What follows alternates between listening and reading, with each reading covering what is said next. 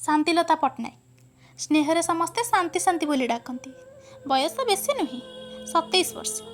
स्वामी निगम पट्टनायक पेशारे जड़े बड़ बिजनेसमैन। स्वामी स्त्री को छाड़ी घरे शाशु आ शशुर कहवाक गले छोट परिवारटीए। शांति जड़े भल उच्च शिक्षित परिवार झील निजे उच्च शिक्षिता। शांति केवल पाठरे नुहे बरम साठरे भी निपुणा। कहवाक गले एकाधार सर्वगुण संपूर्ण झीटीए।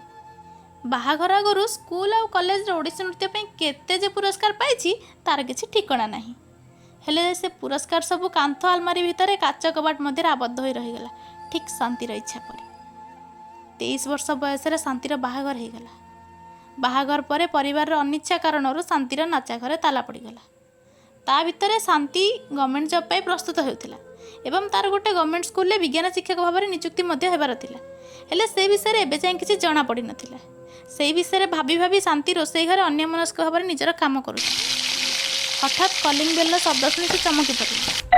हड़बड़ हो लुगा कानी हाथ पोछि पोछि आसी दरवाजा खोली देखे तो बाहर खाकी पोशाक पिंधा जड़े मध्यवयस्क व्यक्ति कांधरे गोटे खाकी रंगर बैग एवं अन्य हाथ में किसी कागज धरी छिड़ा होइछन्ति।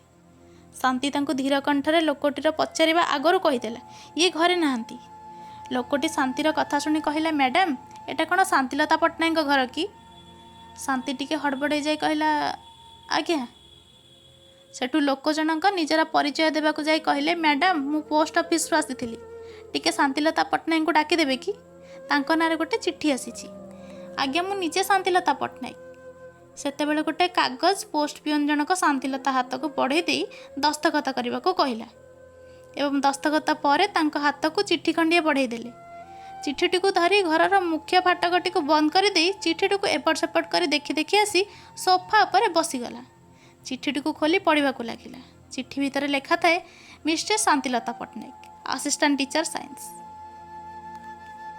एतिकी पढ़ी शांति टिके रहीगला। पुणी आग को पढ़ा लगे। Biramitrapur high school Cuttack.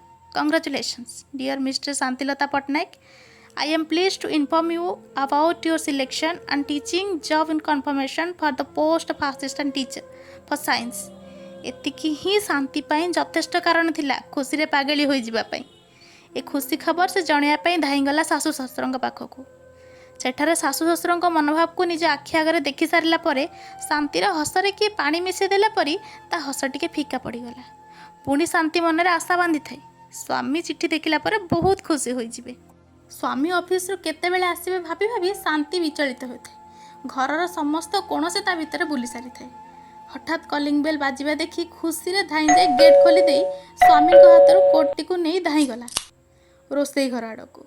हाथ में पानी ग्लास टी धरी धाई आसला, कहला नियो पी दियो आउ जाई जल्दी ड्रेस चेंज कर आस, मु भी खाइनी मिसिकी खाइबा। शांतिर पार्टी कथा सरी कि नहीं निगम दृढ़ स्वर कहला, ना तमे खाइनियो मु बाहर खाई आसी। शांति हठात कांथरे झुलुथिबा कांथ घंटा आड़ को नजर पकाई देखे तो जेमिति कांथ घंटा याकू इंगित देउछि जल्दी रूम को जा नहले निगम सोईजिबो। शांति तर तर हो सबू खाइबा को फ्रिज रे रखिदे घर समस्त लाइट ऑफ कर दे चलीगला ता बेडरूम को। सेठी निगम को फोन देखुथिबार देखि कहला, सुन तुमको किसी देखेबार अछि। निगम कहला, देखाओ। एतिकी कही ता हाथ को जॉइनिंग लेटर टी पढ़े देला। ताकू पढ़ी मानव हठात रागी जाए चिल्लेबा को लगला, ये कौन शांति?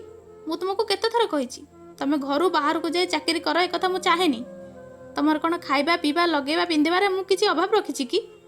शांति डरी डरी कहला, ना हेले पुणी कौन शांति? चिट्ठी को फोपाड़ी दे रूम रो लाइट को ऑफ कर दे सोईबा को चलीगला निगम। शांति निगम रो राग देखी मन खोली कांदी भी पारु नथिला। तळु चिट्ठी खंड को उठे नहीं तकियारे मुह माड़ी जोर जोर रे कांदिबा को लागिला। परदिन सकाळु शांति सबू कथा को भूली पुणी घर सब काम करने को बाहरी गला। एमितिरे से घरे चारि कांथ भितर चिड़ियाखाना रे जीवजंतु भली खाई पी पड़ी रही थाए। शांति देखु देखु 4 वर्ष बीतीगला। एमिति विडंबना जे भगवान ता कोल को संतानटीए भी देउ नथिले। जहा मुह को चाहे से तार सबू दुख भूली जीव। संतान नथिबार कष्टटू बेसी कष्ट देउथिला परिवार साही पड़िसांग गंजना निंदा अपनिंदा। एते सबू परे भी शांति पाषाण परी पड़ी रही थाए। हठात दिने निगम गोटे झील को सांगरे धरी घरे पहुँचला। तांको एकाठी से अवस्था एकाठी देखी पचारे, अच्छा ये झील किए? ନିଗମ ବିନା ସଂକୋଚରେ କହିଲା, C is Shruti, my business partner. ଆଉ ସେ ଏବେ ମୋ ସ୍ତ୍ରୀ, ମିଷ୍ଟର ଶ୍ରୁତି ପଟ୍ଟନାୟକ। ଏତିକି ଶୁଣୁ ଶୁଣୁ ଯେମିତି ଶାନ୍ତିର ପାଦ ତଳୁ ମାଟି ଖସିଗଲା। ସେହି କ୍ଷଣି ସେଇଠି ଶାନ୍ତିର ହାର୍ଟଚୋକ୍ ହୋଇ ମୃତ୍ୟୁ ହୋଇଗଲା। ଶାନ୍ତି ବାପା ମାଙ୍କର ଗୋଟେ ବୋଲି ଝିଅ। ଯେତେବେଳେ ବାପା ମା' ଏ ଖବର ପାଇଲେ ସେତେବେଳେ ଯେମିତି ସେମାନେ ଆଖି ଥାଇ ଅନ୍ଧ ହୋଇଗଲେ। କେତେ ଶ୍ରଦ୍ଧାରେ ଝିଅ ନା ଶାନ୍ତି ରଖିଥିଲେ। ହେଲେ ଶାନ୍ତି କ'ଣ ଜାଣିବା ଆଗରୁ ହିଁ ଏ ଦୁନିଆ ଛାଡ଼ି ଚାଲିଗଲା। ଶାନ୍ତି ଯିବା ପରେ ଯେମିତି ତା ବାପା ମା'ଙ୍କ ଜୀବନରେ ଆଜି ଅଶାନ୍ତି ଘୋଟି ଆସିଛି। କିଛି ଦିନ ପରେ ଝିଅକୁ ଝୁରି ଝୁରି ଉଭୟ ବୁଢ଼ା ବାପା ମା' ବି ଆରପାରିକୁ ଚାଲିଗଲେ।